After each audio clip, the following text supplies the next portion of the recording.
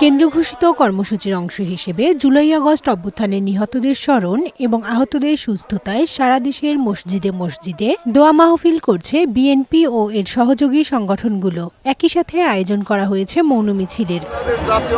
দুপুরে গাইবান্ধা জেলা বিএনপি কার্যালয় থেকে বের করা হয় মৌন মিছিল। মিছিলটি শহরের বিভিন্ন গুরুত্বপূর্ণ সড়ক প্রদক্ষিণ করে জেলা বিএনপির কার্যালয়ে গিয়ে শেষ হয়। পরে সেখানে আয়োজন করা হয় আলোচনা সভার।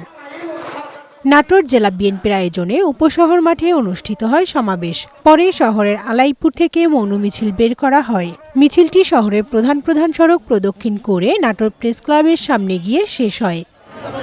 মেহেরপুর জেলা প্রশাসকের কার্যালয়ের সামনে থেকে মিছিল বের করা হয়। মিছিলটি শহরের প্রধান সড়ক প্রদক্ষিণ শেষে শাহাজিপাড়া মোড়ে গিয়ে শেষ হয়।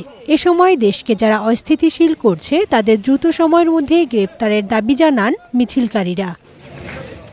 ঝিনাইদহ শহরের এইচএসএস সড়কে জেলা বিএনপির কার্যালয়ের সামনে থেকে মিছিল বের করা হয়। মিছিলটি বিভিন্ন সড়ক ঘুরে শহরের পোস্ট অফিস মোড়ে সংক্ষিপ্ত সমাবেশে মিলিত হয়। এ সময় বক্তারা বলেন, জুলাই শহীদদের স্বীকৃতি সহ রাষ্ট্রীয় মর্যাদা নিশ্চিত করার মধ্য দিয়ে শহীদ পরিবারের পাশে থাকবে বিএনপি। কানিজ নুসরাত, বৈশাখী সংবাদ।